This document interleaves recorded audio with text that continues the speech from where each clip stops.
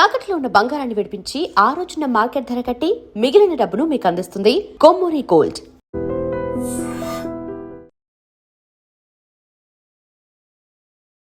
నమస్తే గురుగారు. వాగర్థావివ సంపృక్తౌ వాగర్థ ప్రతిపత్తయే జగతః పితరౌ వందే పార్వతీ పరమేశ్వరౌ. ఆదిత్యాయ చ సోమాయ మంగళాయ బుధాయ చ గురుశుక్రశనిభ్యశ్చ రాహవే కేతవే నమః. శృంగేరి జగద్గురు పీఠాధిపతులకి, కంచి పీఠాధిపతులకి నమస్కారములు తెలియజేసుకుంటూ కార్యక్రమాన్ని ప్రారంభిద్దాం. గురుగారు, చైత్ర అమావాస్య వస్తోంది, అంటే ఉగాది తర్వాత వచ్చే మాసంగా భావిస్తూ ఉంటాము. చాలా విశిష్టమైన మాసం అని చెప్తూ ఉంటారు గురుగారు. సో చైత్ర మాసం విశిష్టతతో పాటుగా ఈ అమావాస్య రోజు మనం ఏం చేయాలి, ముఖ్యంగా అమావాస్య గురించి ఈ వీడియోలో డిస్కస్ చేద్దాం గురుగారు. సో ఈ అమావాస్య ప్రత్యేకత ఏంటి, ఏం చేయాలి, ఏం చేయకూడదు లాంటి వివరాలు తెలియజేస్తారా? తప్పకుండానమ్మా. ఇప్పుడు వీక్షించేటువంటి మన ఐ డ్రీమ్ ప్రేక్షకులకి ఈ యొక్క వీడియో ఆశాంతం వీక్షించండి. ఎందుకనంటే ధర్మ నిర్ణయము అలాగే ధర్మ నివృత్తి అనేటువంటిది ఈ వీడియో ద్వారా మీకు తెలియచేయడం జరుగుతుంది. అంటే వీక్షించేటువంటి మన ప్రేక్షకులతో పాటమ్మా, మనకు మాసము అన్నప్పుడు అమావాస్య వెళ్ళిన రోజు నుంచి మళ్ళీ అమావాస్య వరకు ఉండేటువంటిది మాసంగా చేస్తాం. కానీ మనకు ఉత్తరాది ప్రాంతము బారహస్పత్యమానము కానీ సౌరమాన ప్రకారం కనుక చూసుకున్నట్లయితే వాళ్ళకి ఒక మాసము అన్నప్పుడు ఏంటంటే పౌర్ణమి నుంచి మళ్ళీ వచ్చే పౌర్ణమి వరకు ఒక నెల లెక్క. అందుకనే మనకు కాశీ లాంటి క్షేత్రాల్లో కనుక చూసినట్లయితే మనము అమావాస్యకి మాసం అంతమవుతే వాళ్ళకి పౌర్ణమితో మాసం అంతమవుతుంది. అందుకనే ఇక్కడ ఏంటి వాళ్ళ దృష్టిలో అంటే మనకు పరాశరుల వారు ఇచ్చినటువంటి దాని ప్రకారము వరాహమిహురుల ప్రకారము కనుక చూసుకున్నట్లయితే ఈ యొక్క చైత్ర పౌర్ణమి నుంచి మన లెక్కలో చైత్ర పౌర్ణమి నుంచి వైశాఖ పౌర్ణమి వరకు, చైత్ర పౌర్ణమి వెళ్ళిన మరుసటి రోజు నుంచి వైశాఖ పౌర్ణమి వరకు వాళ్ళకి చైత్రమాసం కింద లెక్క అది. కాబట్టి ఈ యొక్క చైత్రమాసము మనకు అమావాస్య వస్తుంది, వాళ్ళకి కూడా చైత్రమాసంలో ఉండేటువంటి అమావాస్యనే మొదటి నెల వాళ్ళకి, అది ఇది మనకు మొదటి నెల ఆఖరు. కాబట్టి ఈ రోజున చాలా విశేషం ఏమిటి అని అంటే మనకు వైశాఖ పురాణంలో నారద మహర్షి అంబరీషుల యొక్క సంవాదంలో అనేకమైనటువంటి పురాణ గాథలు మానవులు చేయాల్సిన ధర్మముల గురించి చెబుతూ ఉన్నప్పుడు అందులో చాలా ఆకర్షించినటువంటిది ఏంటంటేనమ్మా, ఈనాడు మనం ప్రేక్షకులతో పాటు మనకు 5,000 నోట్లోకి పోతున్నాయంటే మన గొప్పతనం కాదమ్మా, పితృదేవతల యొక్క ఆశీర్వచనం. ఇట్లా బీటెక్ చదువుతారు, 5 లక్షల ప్యాకేజ్ పర్ మంత్ అని అంటే వాళ్ళ తెలివితేటలు ఉంటాయి, కానీ ఆ అవకాశం మన దాకా రావడం అనేటువంటిది పితృదేవతల ఆశీర్వచనంతో వస్తుంది. వీళ్ళతో పాటు చదువుకున్న వాళ్ళకి అందరికీ రాలేదే, మరి వీళ్ళకన్నా తెలివిగల వాళ్ళకి అంత ప్యాకేజ్ రావట్లేదే, మన పిల్లలకి ఎందుకు వస్తుంది? గమనిస్తే మన పితృదేవతలు చేసినటువంటి పుణ్యఫలము ప్రభావం వల్ల మనం ఆ ఫలితాన్ని ఎంజాయ్ చేస్తున్నాం. కాబట్టి చెప్పబడినటువంటి మానవ ధర్మంలో ఈ చైత్ర అమావాస్య రోజున విశేషంగా చెప్పబడింది. అంటే ఒక చిన్న కథతో క్లుప్తంగా వివరిస్తానమ్మా. అంటే ధర్మవర్ణుడు అనేటువంటి యొక్క మహాముని తన తపశ్శక్తి చేత ఊర్ధ్వలోకాలకి వెళ్ళిపోయాడు. అంటే అన్ని చూద్దామని. ఈనాడు మన అమెరికా, సింగపూర్, ఇండోనేషియా ఇలా అయితే చూడడానికి వెళ్తున్నామో, ఆనాడు ఆ లోకాలను చూడడానికి తపశ్శక్తి చేత ఆయన వెళ్ళినప్పుడు కుతూహలం కొద్దీ పితృలోకం ఎలా ఉంటుందని పితృలోకానికి వెళ్ళాడట. పితృలోకానికి వెళితే ఒకవైపున ఒక గడ్డి పొరక, ఆ గడ్డి పొరక పట్టుకొని కొంతమంది మనుష్యులు వేళ్లాడుతూ హాహాకారములు చేస్తూ బాధపడుతూ ఉంటుంటే ఒక ఎలుక ఆ గడ్డి పొరకను తింటూ కూర్చుందట. అంటే 3 వంతులు తిన్నది, 4వ వంతు మిగిలిపోయింది. అది గనక పోతే కింద మొత్తము అగాధంలో పడిపోతారు. వాళ్ళందరూ బాధపడుతూ వాళ్ళలో వాళ్ళు మాట్లాడుకుంటూ, మన కుటుంబంలో మన వంశంలో ఉన్నవాడు ధర్మవర్ణుడు అనేటువంటి వాడు పుట్టాడు, వాడన్నా ఉద్ధరిస్తాడు, వాడి కోసమే ఇది ఈ ఒక్క ముక్క మిగిలిపోయింది, వాడు ఆచరించకుండా ఉండి పెళ్లి చేసుకోకుండా సంతానాన్ని కనకుండా ఉన్నటువంటి కారణం చేత ఈ యొక్క ధర్మవర్ణుడు కూడా ఇట్లాగే ఉండిపోతే మనం అధోగతి పాలవలసిందే, మన వంశం అంతా నిర్వంశం అయిపోతుంది అని చెప్పి తలుచుకుంటుంటే నేనే ధర్మవర్ణుని చెప్తాడు. అప్పుడు చెప్పిన తర్వాత, నాయన నీకోసం ఎదురు చూస్తున్నాము, మా స్థితి చూసావు కదా, ఇలా ఇబ్బంది పడుతున్నాము, నీవు వేగిరంగా వెళ్ళి ఈ చైత్ర అమావాస్యకి చాలా విశేషమైన రోజు, పితృదేవతలు చెప్పారమ్మా ఈ మాట, ఈ చైత్ర అమావాస్య చాలా విశేషము, ఈ రోజున నీవు శ్రాద్ధ కార్యాది కార్యక్రమాలు చేయనాయన, మమ్మల్ని ఉద్ధరించు అనంటే వెళ్ళి చైత్ర అమావాస్య రోజున శ్రాద్ధాది కార్యక్రమాలు చేసి కారణం చేత పితృదేవతలు ఉద్ధరించబడ్డారు. ఆ తదనంతరం చక్కగా వివాహం చేసుకొని సంతానానికని గంధమాదన పర్వతం మళ్ళీ ఈ యొక్క సంబంధించినటువంటి తపోనిష్ట కోసం వెళ్ళిపోయాడు. అంటే ఇక్కడ మనకు గమనించాల్సింది ఏంటంటే ఈ చైత్ర అమావాస్య చాలా విశేషమైనటువంటిది. పితృదేవతల్ని ఉద్ధరించేటువంటి అమావాస్య. ఉన్న 12 మాసాలలో ఈ యొక్క చైత్ర అమావాస్య ఎందుకు విశేషం అంటే ఈ యొక్క అమావాస్య రోజున, అంటే దీనికి ఒక లింక్ కూడా ఉంది. రవి మేషమందు ఉండగా చైత్ర అమావాస్య గనక వచ్చినట్లయితే అది చాలా విశేషమైనటువంటి పవర్ఫుల్ అన్నట్టుగా చెప్పబడ్డారు. కాబట్టి మన అదృష్టం కొద్దీ ఈ 17వ తారీఖు అమావాస్య అయింది, శుక్రవారం అయింది, రేవతి నక్షత్రము మరియు అశ్విని నక్షత్రం కలిసి ఉన్నటువంటి రోజున. కాబట్టి మనకు చెప్పబడినటువంటిది ఏంటంటే నక్షత్ర సంధి ఉన్నటువంటి నక్షత్రాల్లో అత్యంత పవర్ఫుల్ అయినటువంటి నక్షత్ర సంధి గల నక్షత్రాలు రేవతి, అశ్విని. ఆ సంధి కాలం చాలా గొప్పదైనటువంటిది. కాబట్టి ఆ సమయంలో ఖచ్చితంగా ఎవరైతే ఈ అమావాస్య రోజున పురస్కరించుకొని శ్రాద్ధ కార్యక్రమాలు, అలాగే పితృదేవతలు నరకకూపంలో లేదా నరకయాతన అనుభవిస్తున్నటువంటి మోక్షాన్ని పొందినటువంటి వాళ్ళకి ఎవరైతే ఈ యొక్క మోక్షాన్ని కలిగిస్తాడో ఆ యొక్క పితృదేవతలు సంతసించి ఆ చేసిన వ్యక్తికి సకలమైనటువంటి అభీష్టాలు దేవతల కంటే చాలా వేగిరంగా నెరవేరుస్తారు. ఇది చెప్పబడి ఉంది. మరి ఇంతటి మహత్యమైన రోజుని ఎలా గురుగారు మనం అంతా సద్వినియోగం చేసుకోదలుచుకున్నప్పుడు ఇక్కడ ఏంటంటే మనం గమనించుకున్నట్లయితే ఈ రోజున ప్రతి కుటుంబంలో కూడా ఈ యొక్క పంచశాప ప్రభావాలు అనేటువంటివి ఉన్నాయి. అంటే స్త్రీ శాపము, గురు శాపము, దైవ శాపము, సర్పశాపము, అలాగే పితృశాపము.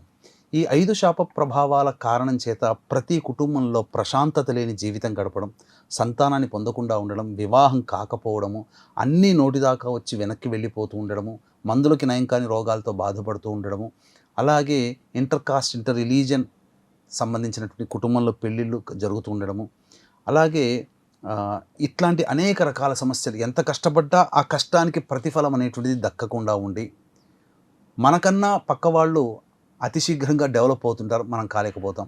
ఒక అనాలోచిత నిర్ణయం తీసుకొని సంపాదించిన కోట్ల సొమ్ము, లక్షల సొమ్ము ఇచ్చేసేసి పూర్తిగా నష్టపోతుంటాం. అంటే ఎలా అంటే చాలామంది నేను జీవితాల్లో చూశానమ్మా, ఈ పంచశాప ప్రభావాలు ఉన్నప్పుడు ఎంత కష్టపడ్డా ఫలితం దక్కకుండా ఉంటుంది. ఇలాంటివన్నీ కూడా ఆ సంబంధించినటువంటి, అనగా వీళ్ళతో కొంతమంది వివాహం 1 సంవత్సరంలో అవుతుంది. వాళ్ళతో పాటు వివాహమైన కుటుంబాల్లో కొన్ని కుటుంబాలు చాలా అభివృద్ధిలోకి ఉంటాయి, కొన్ని కుటుంబాలు మాత్రం ఎక్కడ వేసిన గొంగడ అక్కడే. ఏ జన్మలో ఏ పాపం చేసామని నరకయాతన అనుభవిస్తున్నామని చెప్తూ ఉంటుంటారు కదా.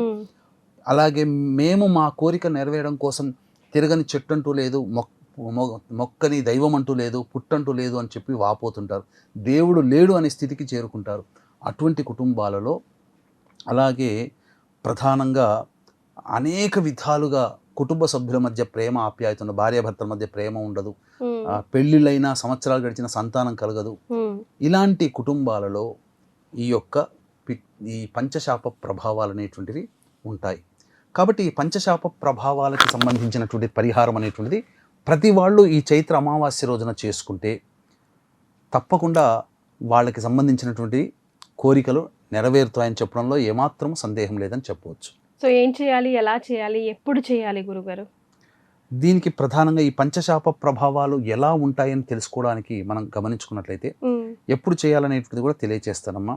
ముఖ్యంగా తండ్రి లేదా భర్త వైపు 6 తరాలు, తల్లి లేదా భార్య వైపు 3 తరాల్లో దుర్మరణాలు, road accident, fire accident, suicide attempt, నదిలో బావిలో పడి చనిపోవడం, ఇంట్లోంచి వెళ్ళిపోవడం, లివర్ ఫెయిల్యూర్, కిడ్నీ ఫెయిల్యూర్, క్యాన్సర్తో చనిపోవడం, 60 సంవత్సరాల లోపల ఎలాగైనా చనిపోయినా, అలాగే పిండ ప్రదానాలు చేయకపోయినా, స్త్రీ హత్య, గోహత్య, బ్రాహ్మణ హత్య, పాముని చంపిన, పిల్లిని చంపిన ఈ యొక్క పంచశాప ప్రభావాలకు గురవుతారు. దీనివల్ల కుటుంబ సభ్యుల మధ్య ఒక అవగాహన ఉండదు. అలాగే సంబంధించి ఇంట్లో ఎక్కువగా జిల్ల పురుగుల బెడద ఎక్కువగా ఉన్నా, చనిపోయిన వాళ్ళు తరచూ కల్లోకి వస్తున్నా, పాము తరచూ కల్లోకి వస్తున్నా, అలాగే ఇంకా చెప్పాలి అని అంటే ఈ యొక్క ఇంట్లో క్రాక్స్ వస్తున్నా, నల్లాలు ఎన్ని మార్చినా బొట్టుగా ఎన్న ఉన్నా మళ్ళీ బొట్టుగా కారుతూనే ఉంటుంది, కొత్తవి అన్నీ ఎంత మార్చినా కానీ. ఇలాంటివి ఉన్నప్పుడు ఈ యొక్క పంచశాప ప్రభావాలుగా గుర్తించాలి మొట్టమొదలు. ఇక ప్రధానంగా గమనించుకున్నట్లయితే దీనికి ఈ చైత్ర అమావాస్యకే ఎందుకు చెప్పబడి ఉంది అని అంటే, ఇంతకుముందు చెప్పుకున్నటువంటి వర్ణుడి ప్రకారం కనుక చూసినట్లయితే రేవతి నక్షత్రము అశ్విని నక్షత్రం కలిసి ఉన్నటువంటి రోజు కాబట్టి ఈ పంచశాప ప్రభావాలకి మన పీఠం ఆధ్వర్యంలో ఏప్రిల్ 17వ తారీఖు రోజున కార్యక్రమాలు జరుగుతాయి. 16వ తారీఖున హైదరాబాద్ నుంచి ఇక్కడి నుంచి బయలుదేరుతాం. కాబట్టి వీక్షించేటువంటి ప్రేక్షకులు ఎవరైనా కానీ ఈ కార్యక్రమంలో మీరు నమోదు చేసుకోవచ్చు. ప్రధానంగా ఈ రోజున జల కలశ దానము చేయమని శాస్త్రం చెప్పబడి ఉంది.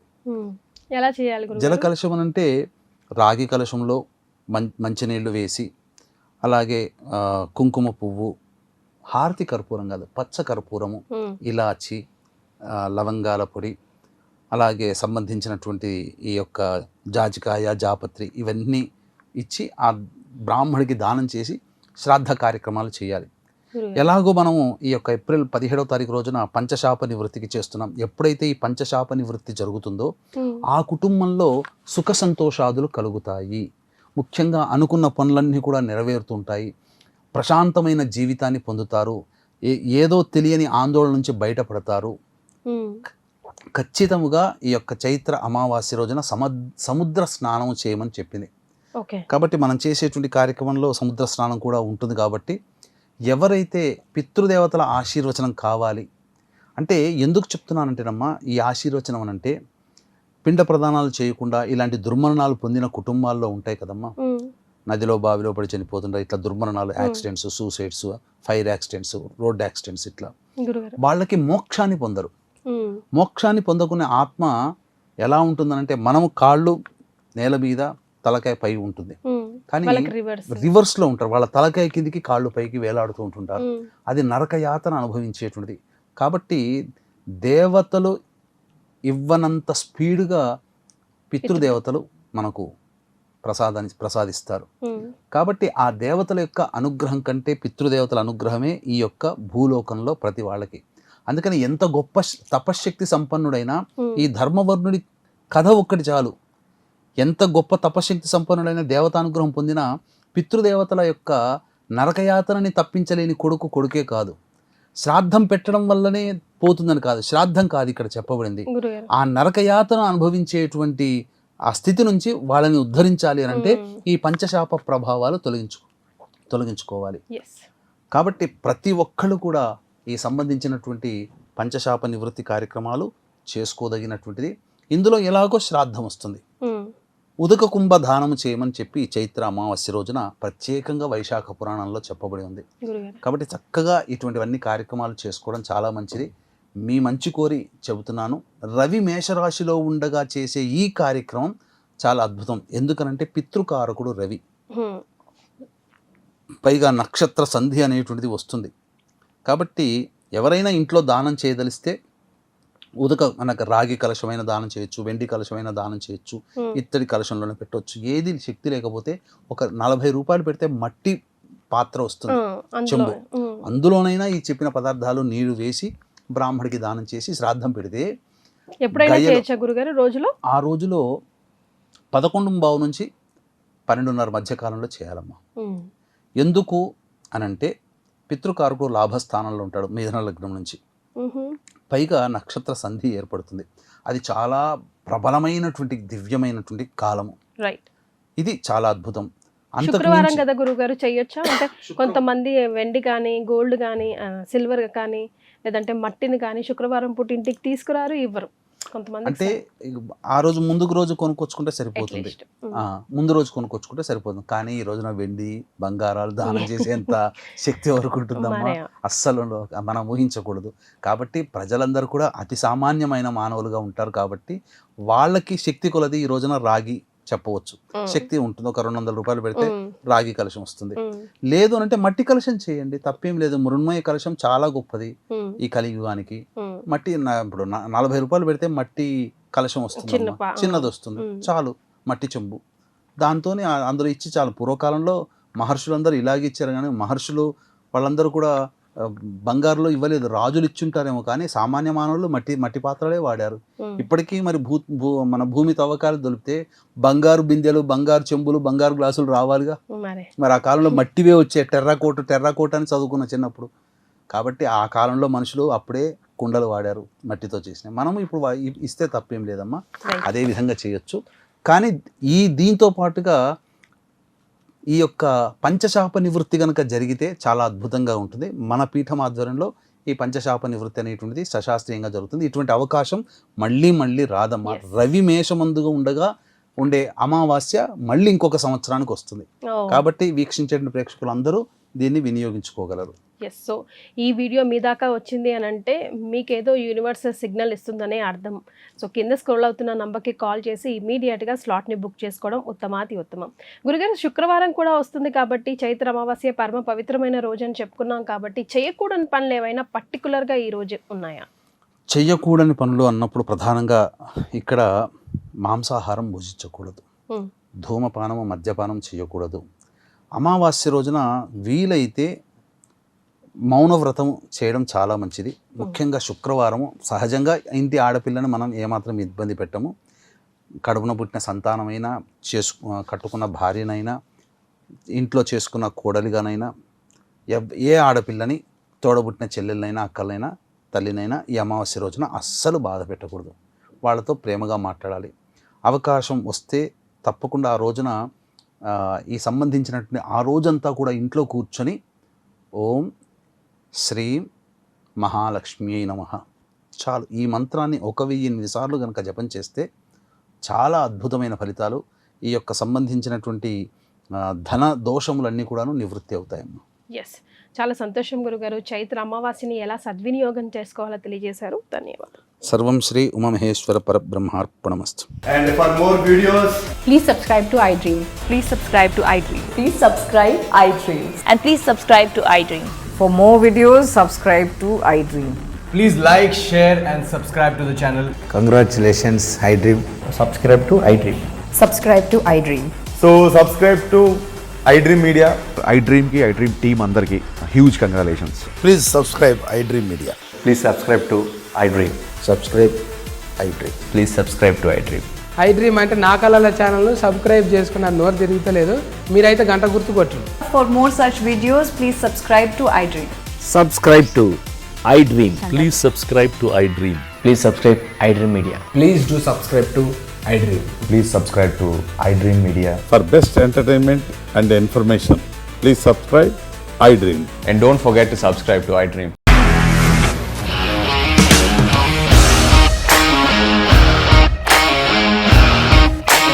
ఇండస్ట్రీలో కమిట్మెంట్ ఇష్యూస్ వస్తే నీకు కూడా వచ్చినట్టు మార్నింగ్ తీసుకెళ్ళాలంటే కొట్టి పడేస్తాడు.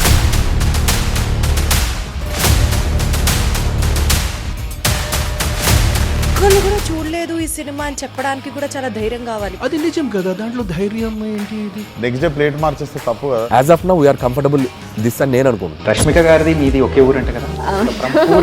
నీకు కోపం వచ్చిందంటే బాగా తిట్టేత్తరా? తిట్టేద్దామండి.